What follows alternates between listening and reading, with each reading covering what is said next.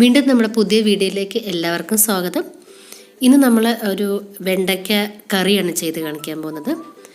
വളരെ സ്പെഷ്യലോ അല്ലെങ്കിൽ വെറൈറ്റി ആയിട്ടുള്ള വിഭവമൊന്നും അല്ല കേട്ടോ ഇത്. സാധാരണ എല്ലാവർക്കും അറിയണ കറി തന്നെ ആയിരിക്കാം. പക്ഷേ അറിയാത്തവരുണ്ടെങ്കിൽ ഇതുപോലെ ഒന്ന് ചെയ്ത് നോക്കിയാൽ വളരെ ടേസ്റ്റി ആയിട്ടിരിക്കും. അതുപോലെ നമ്മൾക്ക് വെണ്ടയ്ക്ക എപ്പോഴും കോമൺ ആയിട്ട് എല്ലാ സീസണിലും കിട്ടുന്ന ഒരു വെജിറ്റബിൾ കൂടിയിട്ടാണല്ലോ. അപ്പോൾ നമ്മൾ ഇതുപോലെ ഒന്ന് മാറിയിട്ടൊന്ന് കറി വെച്ച് നോക്കിയാൽ തീർച്ചയായിട്ടും എല്ലാവർക്കും ഇഷ്ടപ്പെടുന്നതായിരിക്കും. നമുക്ക് വീഡിയോയിലേക്ക് കിടക്കാം അല്ലേ. നമുക്ക് ആദ്യം വെണ്ടയ്ക്ക ഒന്ന് വഴറ്റിയെടുക്കണം കേട്ടോ. അപ്പോൾ അതിനായിട്ട് നമ്മളൊരു ചീനച്ചട്ടി ചൂടാകുമ്പോൾ ലേശം വെളിച്ചെണ്ണ ഒഴിച്ചെടുക്കുക. അതിലേക്ക് ഇതുപോലെ വെണ്ടയ്ക്ക നീളത്തിൽ അരിഞ്ഞത് ചേർത്ത് കൊടുക്കുക.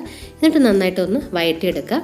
നമ്മളെപ്പോഴും വെണ്ടയ്ക്ക കുക്ക് ചെയ്യുമ്പോൾ അത് തുറന്ന് വെച്ചിട്ട് വേണം വേവിച്ചെടുക്കാനും വഴറ്റാനും എല്ലാം. എന്നാലും അതിൻ്റെ പശയൊക്കെ ഒന്ന് പെട്ടെന്ന് പോയി കിട്ടുള്ളൂ. ഇത് കണ്ട എണ്ണയിൽ നന്നായിട്ട് വഴറ്റിയെടുത്തിട്ടുള്ള വെണ്ടയ്ക്കയാണ് ഇത്. ഇതുപോലെ ഇത് നമുക്ക് വെണ്ടയ്ക്ക കുക്ക് ചെയ്തിട്ടെടുക്കണം കേട്ടോ. നേരത്തെ വെണ്ടയ്ക്ക ഒന്ന് വഴറ്റിയപ്പോൾ അതിൻ്റെ പശയൊക്കെ ഒന്ന് പോയി കിട്ടി. പക്ഷെ നമ്മളത് കുക്ക് ചെയ്തിട്ടുണ്ടായിരുന്നില്ലല്ലോ. അപ്പോൾ അത് കുക്ക് ചെയ്യാനായിട്ട് ലേശം വെള്ളം ഒഴിച്ചിട്ട് അതേപോലെ ഉപ്പും മഞ്ഞൾപ്പൊടി ഇട്ടിട്ട് വീണ്ടും തുറന്ന് വെച്ചിട്ട് തന്നെ നമുക്ക് നന്നായിട്ടത് കുക്ക് ചെയ്തിട്ടെടുക്കാം. വെണ്ടയ്ക്ക വെന്ത് വരുന്ന സമയം കൊണ്ട് നമുക്ക് കുറച്ച് ഇൻഗ്രീഡിയൻസ് ഫ്രൈ ചെയ്തെടുക്കാനുണ്ട്. അപ്പോൾ അതിനായിട്ട് ഒരു ചീനച്ചട്ടി ചൂടാകുമ്പോൾ ലേശം വെളിച്ചെണ്ണ ഒഴിച്ച് കൊടുക്കുക. ഇതിലേക്ക് ഒരു അര സ്പൂണോളം മല്ലി ചേർത്ത് കൊടുക്കുക. മല്ലി നന്നായിട്ട് മൂത്ത് വരുമ്പോൾ വറ്റൽമുളക് ചേർക്കുക. മുളക് നന്നായി മൂത്ത് വരുമ്പോൾ നമുക്ക് തേങ്ങ ചേർത്ത് കൊടുക്കുക. തേങ്ങ നന്നായിട്ട് ഫ്രൈ ചെയ്തെടുക്കണം.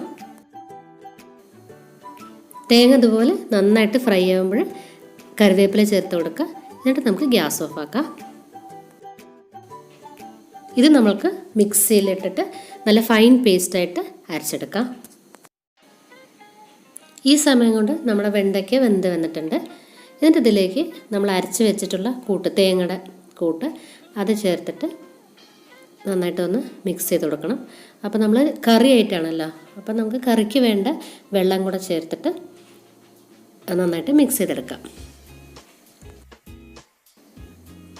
ഇതുപോലെ ഇപ്പോൾ ഞാൻ ഇത്രയും വെള്ളം ഒഴിച്ചിട്ട് ഇതുപോലെ ലൂസാക്കി എടുത്തിട്ടുണ്ട്. അപ്പോൾ നമ്മുടെ കറി ഇതുപോലെ ഇരിക്കും. നമുക്കിനി ഇത് താളിച്ചെടുക്കേണ്ടതുണ്ട്. അപ്പോൾ അതിനായിട്ട് ഒരു ചീനച്ചട്ടി ചൂടാകുമ്പോൾ ലേശം കടുക് ഇട്ട് കൊടുക്കുക. കടുകും അതുപോലെ വറ്റൽമുളക് ചേർത്ത് കൊടുക്കുക. എന്നിട്ട് ചെറിയുള്ളി അരിഞ്ഞത് ഇതുപോലെ ചേർത്തിട്ട് നന്നായിട്ടൊന്ന് മൂപ്പിച്ചെടുക്കുക. അതിനുശേഷം വേപ്പില ഇട്ട് കൊടുക്കുക. അത് നന്നായിട്ടൊന്ന് ഫ്രൈ ചെയ്ത് വരട്ടെ. ഉള്ളിയൊക്കെ നന്നായിട്ട് മൂത്ത് വന്നിട്ടുണ്ട്. നമുക്കിതിന് കറിയിലേക്ക് ഒഴിക്കാം.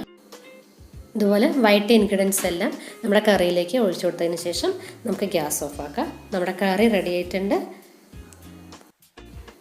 ഞാൻ നേരത്തെ പറഞ്ഞ പോലെ വളരെ വെറൈറ്റി ആയിട്ടുള്ള കറിയൊന്നുമല്ല, പക്ഷേ തീർച്ചയായിട്ടും എല്ലാവർക്കും ചോറിനൂടെ പറ്റിയ ഒരു കറിയായിരിക്കും. അപ്പോൾ എല്ലാവരും ഒന്ന് ട്രൈ ചെയ്തിട്ട് കമൻറ്റ് അറിയിക്കാൻ മറക്കരുത്. നമുക്ക് പുതിയ നല്ല വീഡിയോസായിട്ട് ഉടനെ കാണാവുന്നതാണ്. Thanks for watching. ബൈ.